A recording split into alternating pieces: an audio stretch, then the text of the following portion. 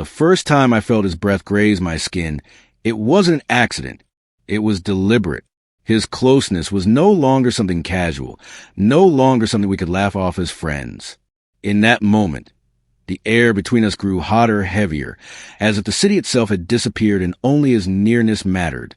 His chest brushed against mine, his lips just a breath away from my cheek, and my heart hammered like it had been waiting years for this exact collision. I wanted to push him away, to demand why he had to blur the line between us. But the truth was cruelly simple. I didn't want distance. I wanted more.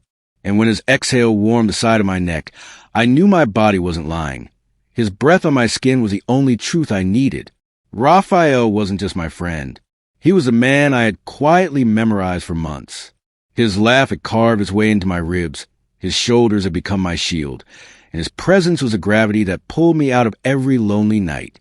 He was older, steadier, beard shadowing his jaw like a permanent reminder of his maturity, his strength.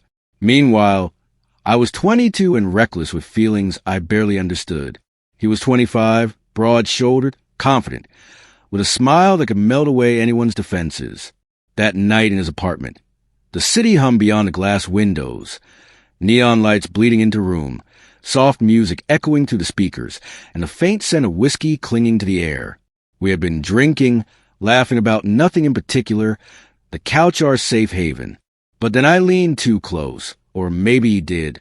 Our hands brushed on the couch cushion, and suddenly the laughter wasn't the only sound in the room. My breath faltered, and he noticed. He always noticed. "You're quiet," he murmured, his voice low, almost coaxing. His eyes, dark and steady, searched mine. I swallowed, heat rushing through me. "I'm just thinking." "About what?" His hand didn't move away. It stayed right there, inches from mine, as if daring me to close the gap. "About..." My throat went dry. I couldn't tell him. Not yet. But the silence stretched, heavy and revealing, and then his hand shifted, his fingers brushing over mine. That single touch jolted something inside me. I looked up at him, and he was already watching, already leaning closer, as though he had decided something long before I found the courage. When his breath hit my cheek, I froze. Every nerve in my body screamed for him. My lips parted on instinct, my chest rising against his, and in that tension he smiled, soft, knowing, devastating. "You don't have to hide from me," he whispered. So close I felt a vibration against my skin. I don't remember who moved first. Maybe it was me, maybe it was him, but suddenly his mouth was on mine, and the taste of him consumed me. Whiskey and heat, softness and fire all at once. His beard scratched lightly against my skin, and I didn't care. My hands found his chest, clutching at the fabric of his shirt, and his arms wrapped around me like I belonged there. The kiss wasn't gentle. It was hungry, desperate, like both of us had been starving and had just discovered the cure. When he finally pulled back, both of us gasping, his forehead rested against mine. His thumb caressed my cheek, and I saw something in his eyes that unraveled me completely. Fear, longing, and a love so raw it terrified me. "Damian," he said my name like it was a prayer, like it was something sacred. "You don't know how long I've wanted this." A shiver ran through me. "Then why didn't you?" "Because you're younger. Because I did want to take something from you. But, God, the way you look at me." His voice broke, and he leaned closer, his lips brushing my ear as he confessed, "I can't control myself around you anymore." The word sent fire through my veins. My body pressed closer to his without permission, my fingers tracing the edge of his beard before sliding into his hair. "Then don't," I whispered. "Don't control yourself." That was all it took. Rafael's hands moved down my back, pulling me against him until I could feel every line of his body against mine. We stumbled back onto the couch, our mouths colliding again, harder this time. His weight pressed into me, his warmth wrapping around me, and I drowned in him. Every kiss was a confession, every touch a promise. His hands roamed, careful but desperate, as though mapping out the shape of me he had only dreamed about until now.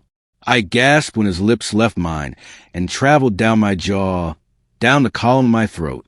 Each breath against my skin made me tremble, made me crave more. My head tilted back instinctively, surrendering. His stubble scraped against me. rough and perfect, and his mouth found the pulse in my neck. "You drive me crazy," he murmured against my skin. "Do you even know what you do to me?" I could barely breathe, let alone answer. My hands clutched at his shirt, tugging him closer, grounding myself in his solidity. "Then show me," I whispered, the plea escaping before I could stop it. And he did. The night unfolded like a secret finally revealed. His hands couldn't stay still, roaming, pulling me closer with every shift. My body arched into his, answering without hesitation. We were tangled in heat and longing, two souls who had waited far too long to admit what was inevitable. Hours slipped by unnoticed.